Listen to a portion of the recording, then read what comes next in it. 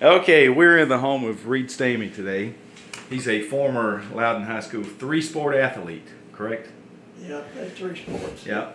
He was on a basketball team that set a national scoring record, and we'll talk about that a little bit later on.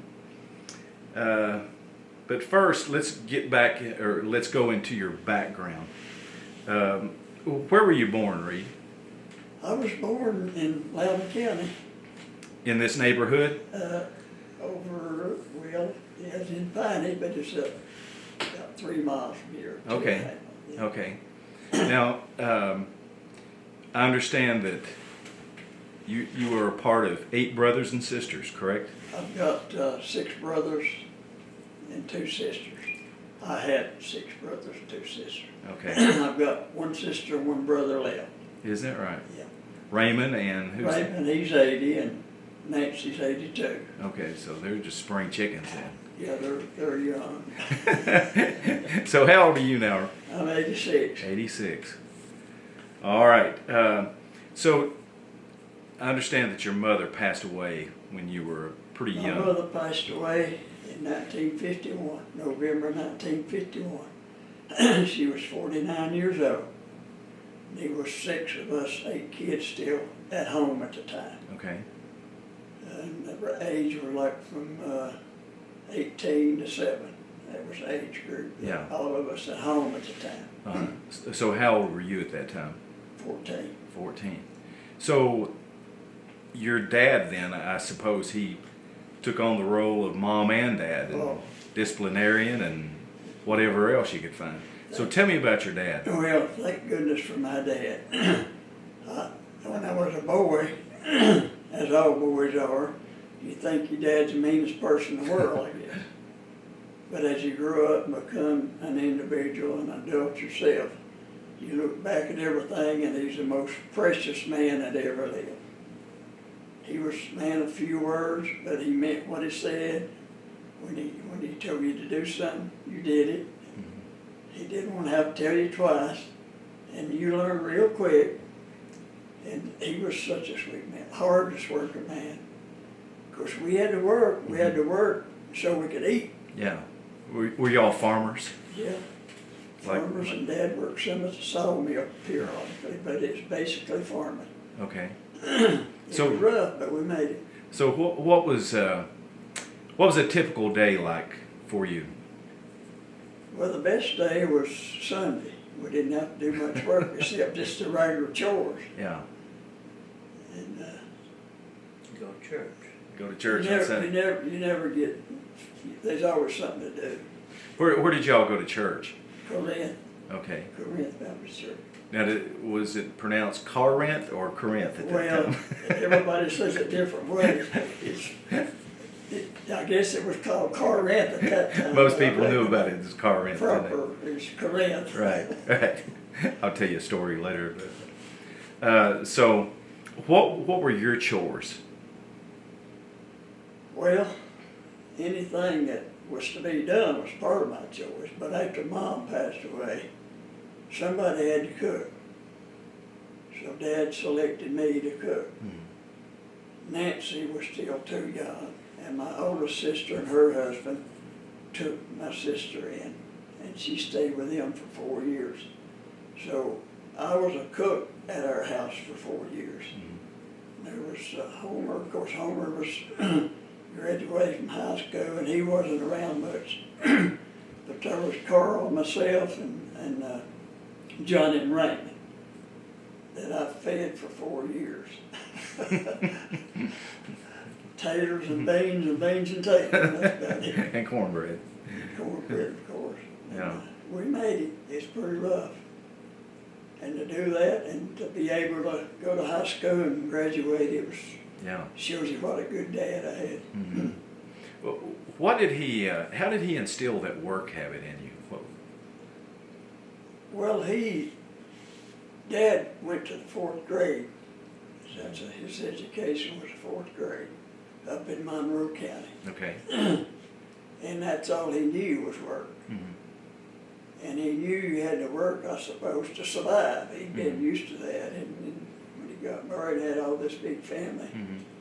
if you eat, you work. So he was just the most working guy I ever knew. What did y'all raise on your farm? Well, at that time, tobacco was a cash crop. Yeah. But we raised corn, and back then we had wheat and oats also. And of course our corn, we would take to the mill and get her crushed for meal, you know. And our wheat, we would trade under with Joe Randall's store over on the 72. We would trade wheat for flour. So that's how we got our meal, and that's how we got our flour. And of course, we raised a big garden every year. And if you had a good season, you'd have extra corn that you could sell. And wheat, a little extra wheat if you had, you know. And that's how we made it. And any tools and anything you had to make, Dad dealt with Greer's Hardware and had a good credit down there. And you get seed and fertilizer. Back then you got everything. Yeah. Whatever he needed, he'd get it, and they let him have it on the credit. And then at the end of the year, when you sold your tobacco and you had a good corn crop or whatever, that's when he would pay his bill. Well, you'd never do that today, would That's the you? way we What about operate. that? That's great. Tell me about your school. Where did you go to grammar school? Sticky. Sticky, okay. So what do you remember most about Sticky? What are some of your memories of Sticky? Well, it's been so long, a whole lot of them I don't remember. Rachel asked me that day, who was your first teacher at school? I couldn't remember her name. Okay. I said, I think it's Miss Robertson, but I ain't real sure. But anyway, I went to school down there on Old Sticky. School still sits down there on the bank between two creeks. Is that across the road from where it is now? No, No, this is down on Sticky Road. Yeah. Sticky Creek Road. Okay. Oh, Well, Sticky Creek. You know, Sticky Creek goes Yeah. right up off of Sticky Road.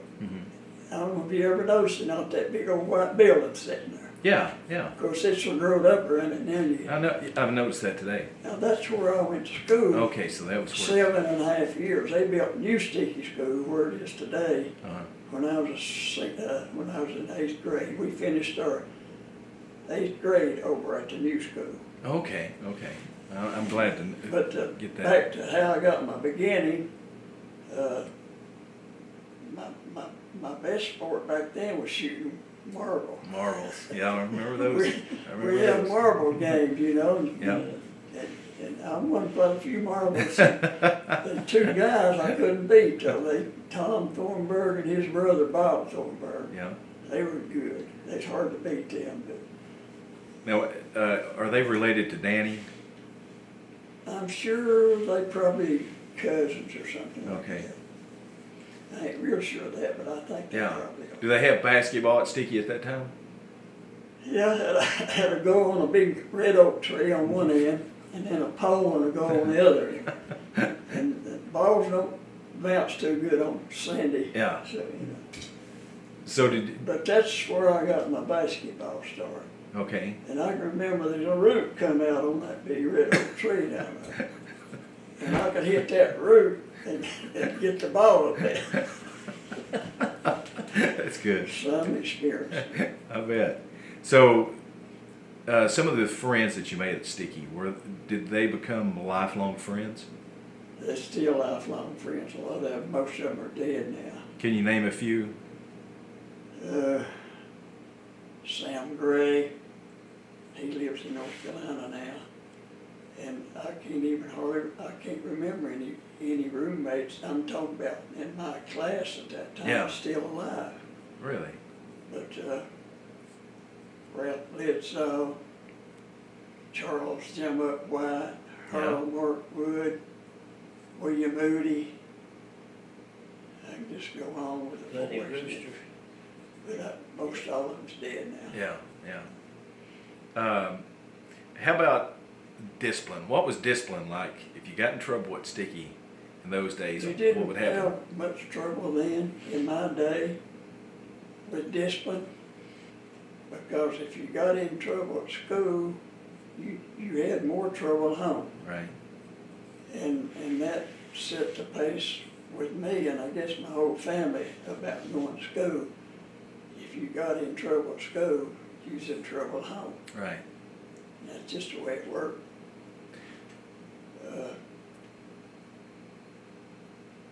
I know one time my brother Carl was having some trouble at school a little bit, and the teacher gave me a note to send to Dad. And that's hard to do, Yeah. take a note to your dad, know your brother might be in trouble, but anyway, it all worked out and everything. But that's how it worked then. And Carl was Jenny and Clayton's father, correct? Yeah. My brother, me and him was closer, I guess, than any of my brothers Yeah. because of our age and everything. So after Sticky, you went on to Loudon High School up on the hill. Well, going to the new school, they had that, of course, there's a cafeteria, made a small gym in there. Yeah. And that was a blessing to play basketball on the floor. You could dribble the ball up. So you got to play 1 year there? Yeah. Okay. Yeah. And I guess I probably learned as much fundamental basketball from Jimmy Cannon, Dobbin Cannon, Jimmy Cannon. Yeah. He married White, Louise White lived out in the Sticky community, and he would help coach, and he was a big help to me fundamentally about basketball. Okay. Yeah, I was going to ask you who the coach was out there. So I guess you played Fort Creek and Jackson and Davis. Yeah, in grammar school we played baseball too. We Really? had baseball in grammar school. We played Davis and Jackson and Markwood. Okay. Okay. That was fun. Yeah. And down there, that Sticky, the creek was right behind home plate. We had a hard time keeping the ball from going in the creek. And on top of that, there's a great big old tree. I don't know what you call it. It had limbs in there that big. You could hit a good ball and it'd hit one of them limbs and fall out the pitcher's mouth. That's good. That was a lot of fun. And of course, we'd go to, like once a year, if you was lucky enough to go to Jackson's, and we'd go over there and play once, and we Davis, and we played at Markwood one time. I can only remember about one time playing at either one of those schools, but we did play, and they'd come to Sticky. Because Jackson didn't have an indoor. No. Well, Davis didn't either at that time. Yeah. I remember at Jackson they had outdoor goals up. Oh yeah. I didn't know if they. Oh, now you talk about basketball. Jackson basketball. I don't believe Jackson did have outdoor goals. Yeah. I don't even think they played basketball. Oh yeah. Did they? Yeah, my brother played at Jackson. Now, from Sticky, you went on to Loudon High School. What year was it that you graduated? I graduated in 1956. Okay. Now, were there any teachers during your time at Loudon High School that had an influence on you?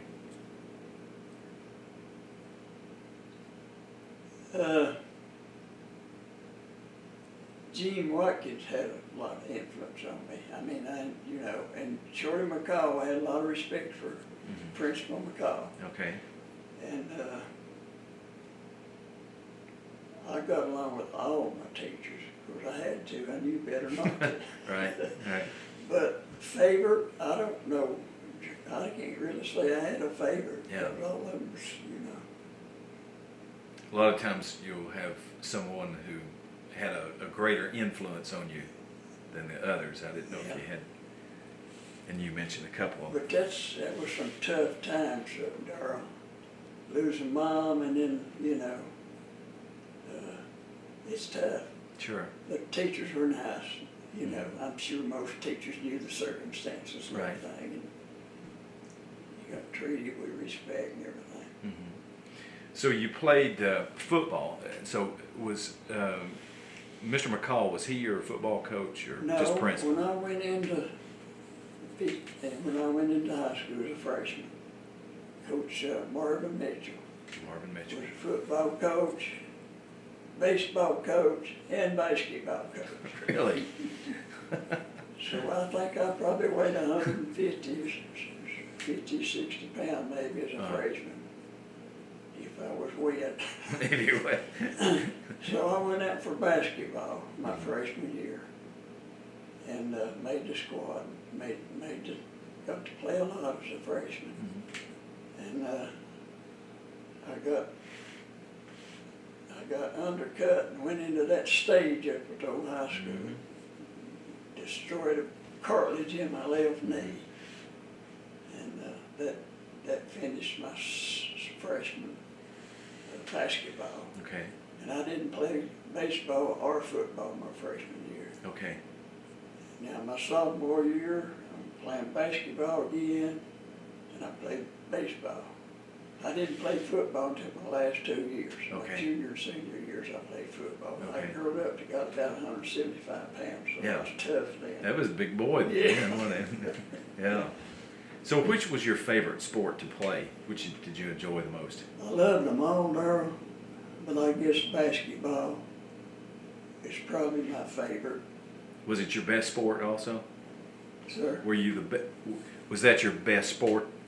Yeah, it had to be. Uh-huh. Now, I did well in baseball, and I got a book over behind you. It has a lot of history in it. Okay, I'd like to see that. But now football, I enjoyed football. I enjoyed it a lot, but I hadn't had all that experience that I played baseball out here in the country even Sure. before I went to high school. But I'd say basketball was probably at that time my favorite. Now today, I'd rather watch a football game than a basketball game. Really? But still, I guess, in my day, I guess basketball meant more to me than the other sports.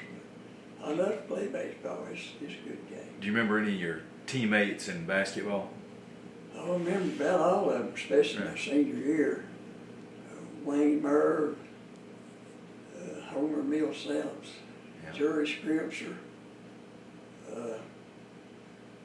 Ham Hayes, Buddy Kirk, Buster Custee. I know I'm leaving out some people, but that was. Yeah, yeah.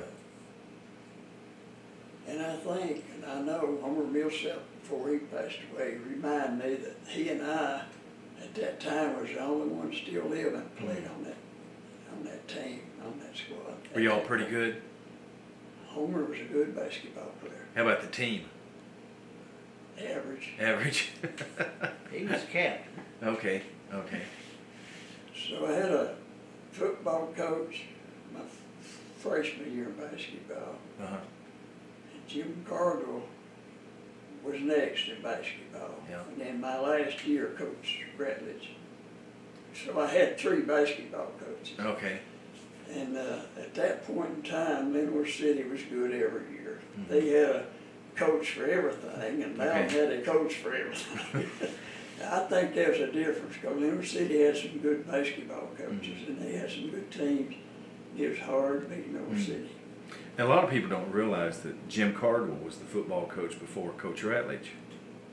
Oh yeah, Coach Ratledge was his assistant. Yeah. Yeah.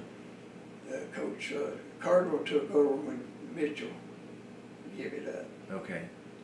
Now, did Mitchell, did he remain on the faculty, or did he just retire? No, he went, I believe at that point in time, he went to Knoxville West to coach football. Oh, okay. I'll never forget Coach Mitchell. He's a big old guy. He coached basketball too, and we was having a hard time there in the gym playing somebody one night. I'll never forget it. He called timeout and he's sitting over there. Across that big old leg, and he says, "Now boys, if you can't make foul shots, you can't play basketball." You know, things like that you remember. Sure, sure. Now let's talk about the game that set all kinds of records, national records. It was on February the 14th, 1956, against McMinn County. My wife keeps reminding me that was Valentine's Day. Is that right? And I never give that much thought the whole time. At that time. Were y'all dating at that time? No, no. Okay. Coach Ratledge was your basketball coach, and then Ace Adams down at McMinn County. In that game, it set a national scoring record of 254 points by both teams. The halftime score was only 39-34. Loudon scored 197 points that night. You scored 62. What are your memories of that game? How in the world did y'all score that many points? I remember playing them earlier in the year, and they beat the heck out of us. Really? Beat us about 20 points, yes, 15, 20 points. Beat us bad. Uh-huh. Well, this was getting long before tournament time, this date of this game. And we did improve. We did improve a lot. And we were playing a good game. I thought fair and square. Mm-hmm. Of course, Ace Adams evidently didn't think so. And as you said, we were leading at the half, best I remember. And somewhere in the third quarter, I believe it was, is when our player and one of their players, their leading scorer, his name was Reed Halcomb, was going for a loose ball, and Loudon come up with it and got slugged. And they threw the Halcomb out of the ball game, and of course that hurt him some. Mm-hmm. And we began to gain a little on them there during that time. And Coach Adams, he coached football and baseball and basketball, and he's like, I hate to lose too, but he hated to lose. He did not like to lose a game. And took his team out and put the B team in. So we started, putting it on. Mm-hmm. Well, eventually Coach took most of us first teamers out. Mm-hmm. Not all, I'm sure, but most. And then another one of their players fell out. And of course, Coach Adams, he called time, it's somewhere during the third quarter, I guess, called timeout, said, just give them the damn ball. And that's kind of how it started. Yeah. Well, I'm on the bench at that time because Coach had took a bunch of us out. Now, I was having a good game. That made me mad too, because I was having a good game during all this time. Mm-hmm. And I was about to win the district scoring that year. Uh-huh. And the guy from Madisonville, I believe, me and him was competing for the scoring average for the district. We were sitting on the bench over there, and they started doing all this stuff. And Jerry Scripture looked over at Coach and said, put it right in. And Coach looked over at me and kind of grinned. And I said, you're the coach, whatever. He said, go on in. So that's how it all started. Okay. I went in and we scored. They throw the ball in, not necessarily to me, but somebody, I think 2 or 3, 4 of them other boys got 30, 40 points or something like that. But I don't know how I wound up. I guess if they didn't want to shoot, they give it to me and I'd shoot. But anyway, that's how all the points started happening. So McMinn County they just threw the ball to you guys. Yep. That's it. I didn't realize, I knew our scoreboard didn't go to 100, but I think now our scoreboard only went to 60. Okay. Or something like that. And they had to start keeping on the chalkboard or something other. What was Coach Ratledge's reaction to all this He going hated on? it.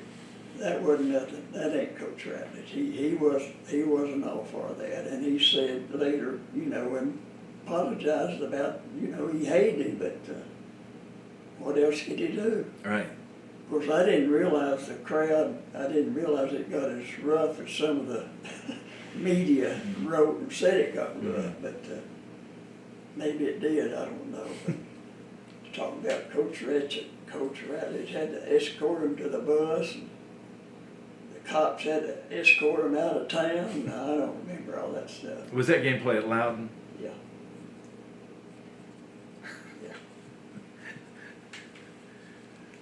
But But you know, it's a record, and Oh, it yeah. happened, but it ain't my cup of tea either. It should never happen like that. Right. But it did happen, and I ain't gonna apologize. Well, and you did get this leading score that year, didn't you? Yeah, I had yeah. So that helped a little bit, I I guess. won that average batting at 18. I believe it's 18. I averaged about 18 points my last couple of years Yeah. in basketball. Well, in baseball, you said you graduated in '56. Do you know when baseball ended? Darrell, I'm Was not that- sure now. As soon as I graduated from high school, I went immediately into the Army. I knew I'd be drafted, so I volunteered for the draft and went to the Army. Now I'm thinking, I'm not sure of this, but I think they played one more year after that. I'm not certain now. That'd been when, I guess, Buster Custine, Buddy Kerr, now Ray Howard, he was 2 years behind me. He'd have been, they might have played 2 more years after I graduated. I ain't sure about that, Darrell. I knew it had to be somewhere either 56, 57, 58, Yeah, somewhere like that. But I'm just It didn't have it. yeah. I know they played one more year, but I ain't sure how much after that, Darrell. And Okay. then there's a spell of time where they didn't play again until, I don't know what year it went back. 75. It was 75. my senior year. I was on the first baseball team when they brought it back. So you went to the Army after Loudon High School. Before we get into that story, people at Loudon High School that made an influence on you. Were coaches or teachers who had the greatest influence on you? I guess coaches, Darrell. I spent more time Mm-hmm. with coaches than I did individual teachers. Mm-hmm. Did your dad come to most of your games? Was he able to do that? No, not then. Because with all those kids at home, Darrell, my senior year, he was able to come to a few of my games. But after that big basketball game, every time Dad go to town for anything, he'd start talking to him about that. And I think finally he said, I need to go watch a game or two. yeah, yeah. But back then he didn't, let's see, I don't think he had any vehicles that time to go to the game. He got a truck. Yeah. Got that truck after I went to the Army, I believe. Yes, I remember.